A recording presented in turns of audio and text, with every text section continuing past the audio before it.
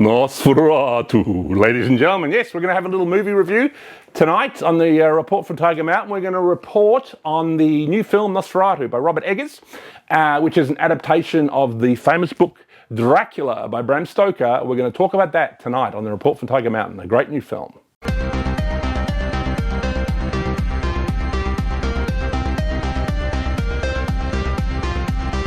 All right, ladies and gentlemen, we're going to talk about Nosferatu, which is a new adaptation of Dracula. In a sense, it's actually really a remake of a film by F.W. Murnau called Nosferatu, which was an adaptation of Dracula, but it was like a German take on it, and it was produced in the early days of silent cinema in the early 1920s.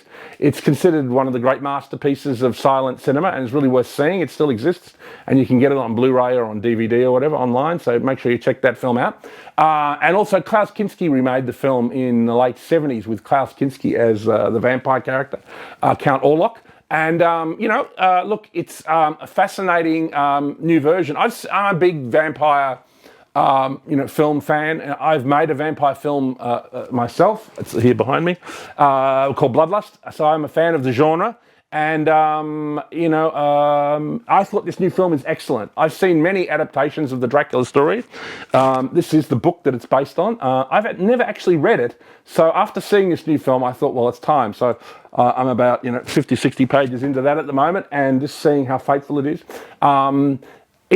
It's a very famous story. You will have seen it in Francis Ford Coppola's Dracula story.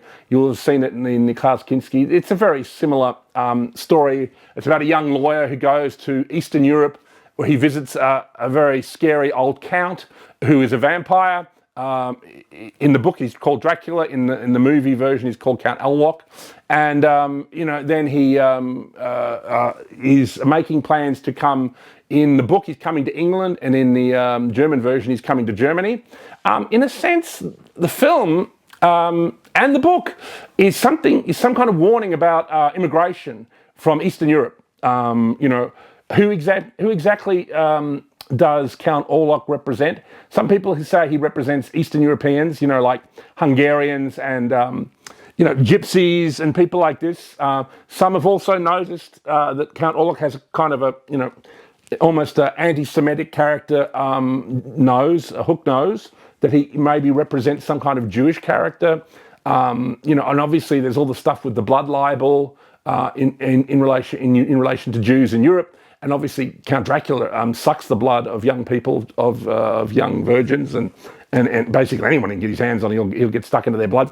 So, there's some element of that people have noticed. And if you look at the new Count Orlok, even in the new film, he has quite a distinct Jewish nose. So he probably looks more like a Cossack or a Khazar, if you know what a Khazar is. But again, Khazars are quite linked to the Ashkenazi Jewish community. So, I don't know what it's saying, but it's certainly about someone from Eastern Europe moving to the West. And he has a voyage on a ship called the Demeter, and then he arrives and he brings with him the plague. A plague that will destroy the host country. Now, that could also represent mass immigration, the plague of mass immigration, which obviously will destroy the host country. So I think for right-wing people, this is a very important film and has a lot of interesting myths. And this new film by Robert Eggers is beautifully done. It's incredibly well shot. It's very stylistically well done. The vampire looks quite different. There are different versions of Dracula. Obviously, the original film version of Dracula made in America, that starred Bela Lugosi, Dracula was almost a slightly romantic figure. It was interesting, if you look at it, he did wear the Star of David below his thing, which was another, again, allusion to something nefarious there. But Bela Lugosi's Dracula was almost vaguely romantic. Dracula had a group of kind of female servants who are people whose blood he'd sucked in the past, like Dracula's girls or whatever. That's not in the new Robert Eggers film, but it was in the classic film with Bela Lugosi. All these films are telling essentially a classic myth about the dangers of, mass immigration and some kind of danger in Eastern Europe that's also connected to gypsies. You'll see in the new film that Count Orlok lives amongst a community of gypsies, and you see him. One scene in the film, they're taking out a young 16-year-old girl to be sacrificed to the vampire. So obviously gypsies have long been connected to disappearances of children across Europe, and people often wonder where they ended up. Maybe at Count Dracula's castle, Count Orlok's castle. We don't know, but it's a very beautifully made film. Robert Eggers, is been quite daring. It's not politically correct. It's quite everybody in the film is white. It's quite brutal. And in this new film, he's made a conscious decision to make the vampire character a lot more terrifying. Like, he's not particularly romantic at all, and one of the Skarsgård brothers plays the vampire character, and he's very, very scary.